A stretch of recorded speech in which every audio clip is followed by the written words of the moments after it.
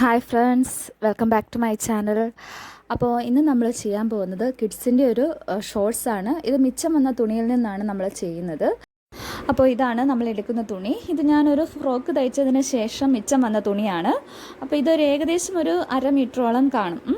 അപ്പോൾ ഇനി നമ്മളിത് ചെയ്യാൻ പോകുന്നത് അളവ് നിക്കറിൽ നിന്നാണ് നമ്മൾ ഇതിൻ്റെ പാറ്റേൺ നമ്മൾ ഡ്രാഫ്റ്റ് ചെയ്യുന്നത്. അതിനു വേണ്ടി ഇതാ ഞാനൊരു അളവ് നിക്കർ എടുത്ത് വെച്ചിട്ടുണ്ട്. ഇനി നമ്മൾ ചെയ്യാനുള്ളത് ഈ തുണി ഒന്ന് നിവർത്തിടുക.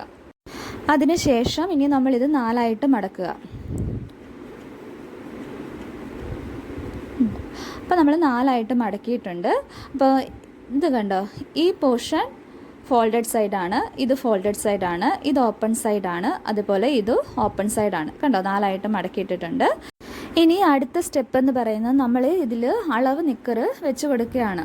അതിൻ്റെ പാറ്റേൺ ഇതിൽ ഡ്രാഫ്റ്റ് ചെയ്തെടുക്കണം.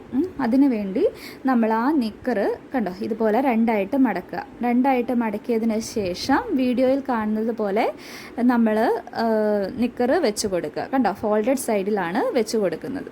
കണ്ടോ, ഇതേപോലെ വെച്ചതിന് ശേഷം ഇനി നമുക്കിതിൻ്റെ പാറ്റേൺ ഒന്ന് ഇതിൽ വരച്ചു കൊടുക്കാം. നിക്കറിൻ്റെ താഴെ ഭാഗത്ത് നമുക്ക് മടക്കി തയ്ക്കാനായിട്ട് കുറച്ച് ക്ലോത്ത് കൂടുതലിട്ട് നമുക്ക് വെട്ടണം. അതിനു വേണ്ടി ഇതാ ഈ ഭാഗത്ത് നിന്നും നമ്മളൊരു 1.5 ഇഞ്ച് മാർക്ക് ചെയ്ത് കൊടുക്കുക. ഇപ്പോൾ ഇവിടെ മടക്കി തയ്ക്കുന്നതിന് വേണ്ടിയാണ് കേട്ടോ. അപ്പോൾ ആ 1.5 ഇഞ്ച് മാർക്ക് ചെയ്ത് ഇതാ ഇതേപോലെ ഒന്ന് നീളത്തിൽ വരച്ചു കൊടുക്കുക. അതിനുശേഷം ഈ കറക്റ്റ് ലെവൽ ഒന്ന് മാർക്ക് ചെയ്ത് വെക്കുക കേട്ടോ. ഇതേപോലെ അതിൻ്റെ ആ ബോട്ടം പോർഷൻ്റെ കറക്റ്റ് ലെവൽ മാർക്ക് ചെയ്തെടുക്കുക. മേൽഭാഗം അതുപോലെ ആ കറക്റ്റ് ലെവൽ ഒന്ന് മാർക്ക് ചെയ്ത് കൊടുക്കുക. ഇനി മേൽഭാഗത്ത് നമ്മളൊരു 1.5 ഇഞ്ച് എടുക്കുക. കാരണം എന്താണെന്ന് വെച്ചാൽ ഇവിടെ നമുക്ക് ഇലാസ്റ്റിക് ഇട്ട് കൊടുക്കണം. സോ മിച്ചമുള്ള അത്രയും, അതായത് 1.5 ഇഞ്ചോളം ഉണ്ട്, അത് ഞാൻ ഇലാസ്റ്റിക് ഇട്ട് കൊടുക്കുന്നതിന് വേണ്ടി മാർക്ക് ചെയ്ത് വെച്ചു. ഇനി ദാ ഈ പോർഷനിൽ നിന്നും നമ്മൾ ഒരു എക്സ്ട്രാ 1.5 ഇഞ്ച് കൊടുക്കുക. അത് ജോയിൻ ചെയ്യുന്നതിനൊക്കെ വേണ്ടിയാണ്, സീം അലവൻസിന് വേണ്ടി. അത് 1.5 ഇഞ്ച് മാർക്ക് ചെയ്യുക. എന്നിട്ട് ആ നിക്കറിൻ്റെ ആ അതേ ഷേപ്പിന് തന്നെ, കണ്ടോ, അതേ ഷേപ്പിന് തന്നെ വേണം വരച്ചു കൊടുക്കാൻ. മേൽഭാഗത്തോട്ടും അതേപോലെ 1.5 ഇഞ്ച് വെച്ച് കണ്ടോ, ആ കർവ് പോർഷനൊക്കെ അതേപോലെ മാർക്ക് ചെയ്യുക. കണ്ടോ, മേളിലോട്ട് വരുമ്പോൾ അതൊന്ന് സ്ട്രെയിറ്റ് ആയിട്ട് വേണം, കണ്ടോ, ഒന്ന് കർവ് ചെയ്തിട്ട് മേളിലോട്ട് വരുമ്പോൾ ഒന്ന് സ്ട്രെയിറ്റ് ആയിട്ട് വേണം മാർക്ക് ചെയ്യാനായിട്ട്. മേൽഭാഗം വീഡിയോയിൽ കാണിച്ചിരിക്കുന്ന പോലെ തന്നെ വേണം, ഇതുപോലെ സ്ട്രെയിറ്റ് ആയിട്ട് വേണം മാർക്ക് ചെയ്യാൻ, അല്ലെങ്കിൽ അത് ഭയങ്കര ടൈറ്റ് ആയിട്ട് പോകും കേട്ടോ. അതൊന്ന് ഓർത്തോണം. ഇനി ഇത് കട്ട് ചെയ്തെടുക്കുക.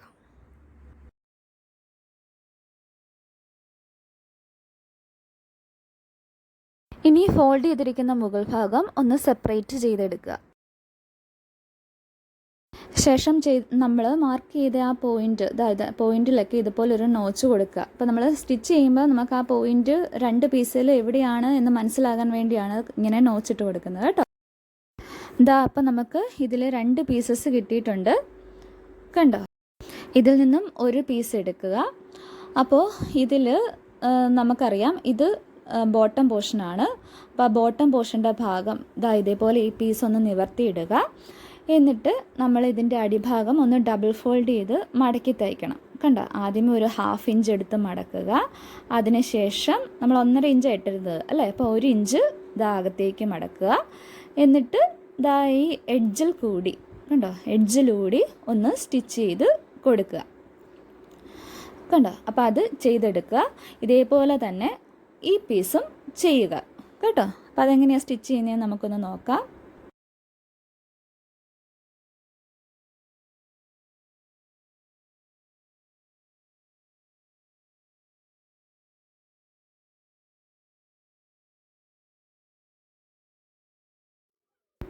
അപ്പോൾ ഞാൻ 2 എണ്ണം സ്റ്റിച്ച് ചെയ്തെടുത്തിട്ടുണ്ട്. ഇനി ഇത് ഒരു പീസ് എടുത്ത് നല്ല വശത്തേക്ക് തിരിച്ചിടുക.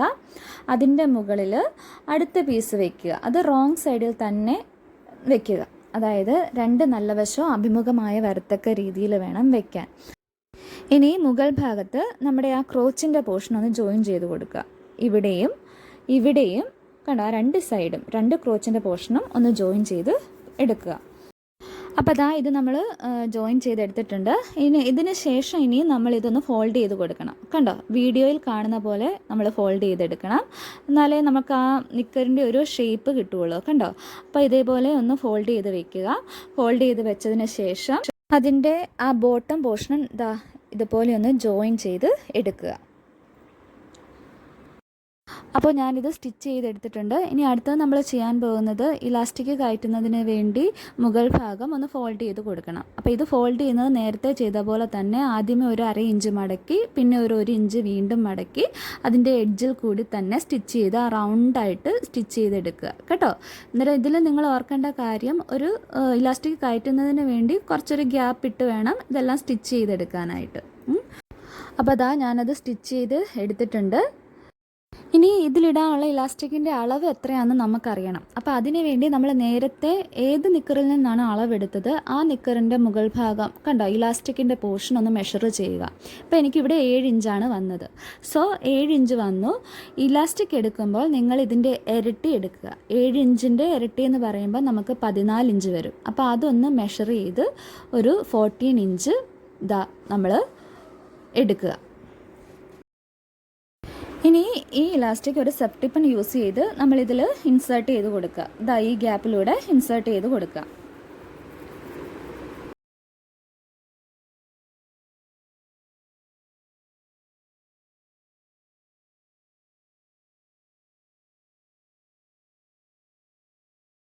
അതിനുശേഷം ഒന്നിൻ്റെ മുകളിൽ ഒന്ന് വെച്ച് കണ്ടോ എന്നിട്ട് ഇലാസ്റ്റിക് ഒന്ന് ജോയിൻ ചെയ്തെടുക്കുക.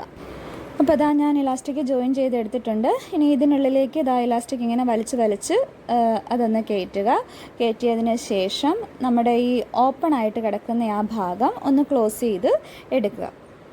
അപ്പോൾ നമ്മൾ ഷോർട്ട്സ് തയ്ച്ചെടുത്തിട്ടുണ്ട് കണ്ടോ. വളരെ ഈസി ആയിട്ട് ചെയ്യാവുന്നതാണ്. അപ്പോൾ നിങ്ങൾ ഇതൊന്ന് ചെയ്ത് നോക്കണം. അപ്പോൾ ഇന്നത്തെ വീഡിയോ എല്ലാവർക്കും ഇഷ്ടമായെന്ന് വിചാരിക്കുന്നു. അടുത്ത വീഡിയോയുമായി ഉടൻ കാണാം. അതുവരെ എല്ലാവർക്കും ബൈ ബൈ.